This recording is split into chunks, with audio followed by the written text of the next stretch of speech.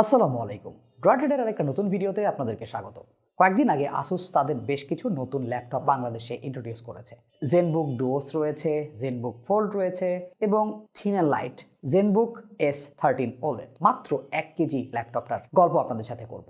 Asus তাদের laptop গেমকে বেশ কিছু বছর ধরে অন্য লেভেলে নিয়ে গেছে। তারা সেখানে OLED display line up introduce করেছে, হাই পারফর্মিং চিপের সাথে সাথে বেটার বিল্ড কোয়ালিটি, মিলিটারি গ্রেডের অ্যালুমিনিয়াম, অ্যান্টি ব্যাকটেরিয়াল কোটিংও তারা ইন্ট্রোডিউস করেছে। সো আজকে আমাদের হাতে Asus ZenBook S13 OLED 13.3 inch OLED display সহ এই ল্যাপটপটার মার্কেট প্রাইস আমাদের ভিডিও শেষের দিকে থাকবে। প্রিমিয়াম বিজনেস ক্লাসের ল্যাপটপ, যারা thin and light laptop carry করে অভ্যস্ত, যারা ম্যাকবুক এয়ার বা ম্যাকবুক 13 প্রো এই টাইপের জিনিসপত্র চান, তাদের জন্য উইন্ডোজ অল্টারনেটিভ একটা ল্যাপটপ। আমাদের হাতের মডেলটা 5302 Ryzen 7 ভার্সন।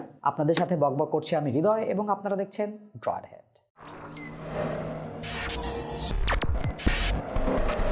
ভিডিও শুরুতে আসুস বাংলাদেশকে ধন্যবাদ জানাতে হবে আমাদেরকে এই রিভিউ প্রোগ্রামে ইনক্লুড করার জন্য। সো ডিভাইসের আনবক্সিং এক্সপিরিয়েন্স অবভিয়াসলি চমৎকার। আসুস তাদের প্রত্যেকটা ডিভাইসের আনবক্সিং এক্সপিরিয়েন্সকে অনেক পলিশ করেছে। বক্সের ভেতরে আপনি থিন অ্যান্ড লাইট ল্যাপটপটা, এটাকে চার্জ দেওয়ার জন্য কম্প্যাক্ট অ্যাডাপ্টার, কেবল, টাইপ সি থেকে ইউএসবি একটা ডঙ্গল, আসুসের পেন এবং এক্সট্রা একটা স্লিভ দেওয়া হয়েছে। স্লিভটা চমৎকার, তবে এটার সাথে কোনো ক্যারিং ব্যাগ দেওয়া হয় নাই। আমার মনে হয় এটা ইনক্লুড করলে আরও বেটার হবে। সো এই ল্যাপটপটা মাত্র 1 KG, that means 2.2 pound. 2.8K OLED ডিসপ্লেটা 500 নিটস প্লাস ব্রাইটনেস পুশ করে। হার্ড হিসেবে এখানে Ryzen 7 6800U ইউজ করা হয়েছে। জিপিইউ আছে ডেডিকেটেড, যেটা RDNA 2 based AMD Radeon GPU. Battery 67 watt hour. Thin and light laptop হিসেবে এটার ব্যাটারি ব্যাকআপ কিন্তু খারাপ না। রেগুলার পুশ করে ব্যালান্সড বা পারফরমেন্স মোডে 8 থেকে 10 ঘন্টা ব্যাটারি ব্যাকআপ পেয়েছি। ক্যাফেতে বসে কাজ করার জন্য, পাওয়ার পয়েন্ট বলেন, স্লাইড বা অন্যান্য লাইট ওয়েট টাস্কগুলো করার জন্য, কিংবা আপনি যদি প্রেজেন্টেশন দেওয়ার জন্য এই ল্যাপটপটা কোথাও ক্যারি করে নিয়ে যান, it will be a plus. অনেকবার বলছি ল্যাপটপটা মাত্র 1 কেজি ওজন। এটা হাতে না নিলে বোঝা যাবে না, দেখলে অনেক মনে হইতে পারে ভারী টারি, বাট চমৎকার weight distribution. 180 degree ergo lift hinge mechanism এখানে রয়েছে। ডেস্ক থেকে কিঞ্চিত উপরের দিকে তুলে ধরবে যাতে করে বেটার এয়ার ফ্লো পাওয়া যায়। পুরো কনস্ট্রাকশন মিলিটারি গ্রেডের অ্যালুমিনিয়াম দিয়ে তৈরি। ডিউরেবিলিটি নিয়ে কোনো কমপ্লেন নেই।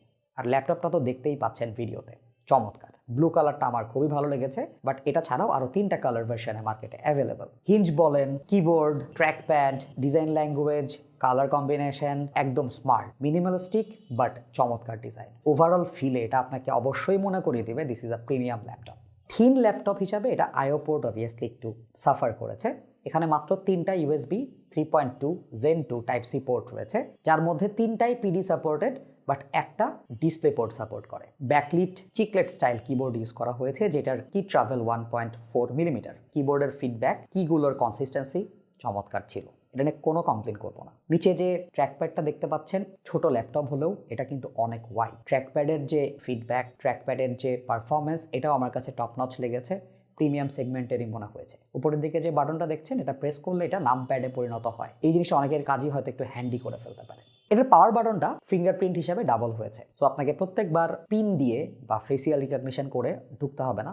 বাট এই ল্যাপটপটার সবচেয়ে অ্যাপিলিং যে পার্ট, সেটা হচ্ছে ডিসপ্লে।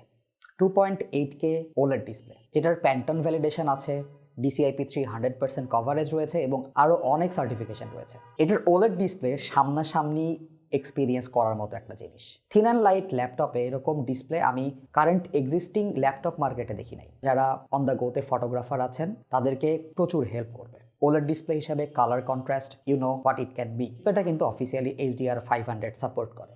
16.10 অ্যাসপেক্ট রেশিওর ডিসপ্লেটা উপরে নিচে ওয়ার্ক রিয়েল এস্টেট অনেক বেশি। ডিসপ্লেটা টাচ ইনপুট সাপোর্ট করে, তার সাথে আসুসের পেন সাপোর্টও রয়েছে। বক্সের মধ্যে ইনক্লুডেড পেন থাকাটাও একটা পজিটিভ সাইড। 180 ডিগ্রি যেহেতু ফ্ল্যাট করা যাবে, সো আপনি টেবিলে রেখে পেনে কাজ করতে পারবেন, কিংবা আপনি আপনার কন্টেন্ট আপনার কলিগের সাথে শেয়ার করতে পারবেন। কিন্তু ডিসপ্লেটা 60 হার্টজ, এটা যদি 90 হার্টজ হতো তাহলে আমার মনে হয় এই চমৎকার পারফরমেন্সের ইউজার এক্সপিরিয়েন্স আর একটু বেটার হতো। ছোট্ট করে এর স্পেক্স একটু আলোচনা করে ফেলি। এটাকে পাওয়ার করছে 6 ন্যানোমিটারের Ryzen 7 6800U, তার সাথে 16 GB DDR5 অনবোর্ড মেমোরি রয়েছে। আমার ইউনিটটাতে 1 TB high performance SSD use করা হয়েছে NVMe। Wi-Fi 6E সাপোর্ট রয়েছে, 67 ওয়াট আওয়ার ব্যাটারি রয়েছে, অ্যান্ড হোয়াট নট।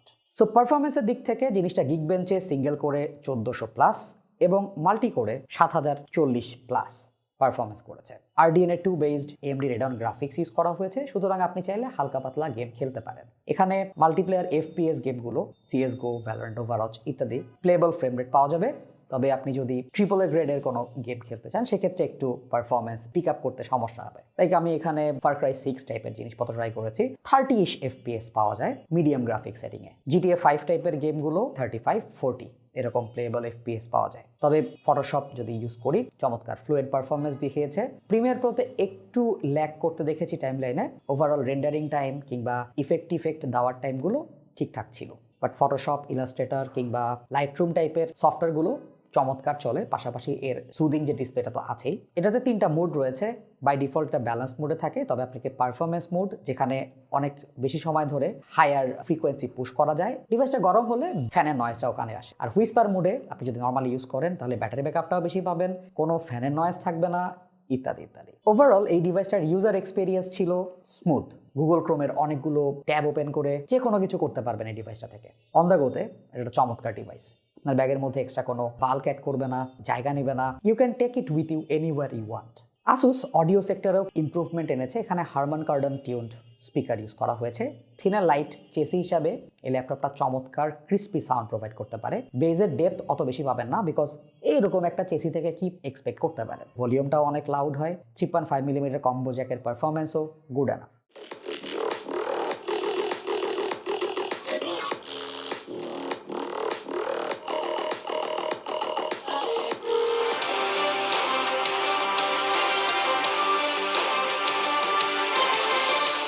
ডিভাইসটা 1,55,990 টাকা, অ্যাটলিস্ট আমাদের যে রিভিউ ইউনিটটা। বাট কাদের জন্য? প্রথমত ডিভাইসের ডিসপ্লে যে কাউকে ভালো লাগাবে।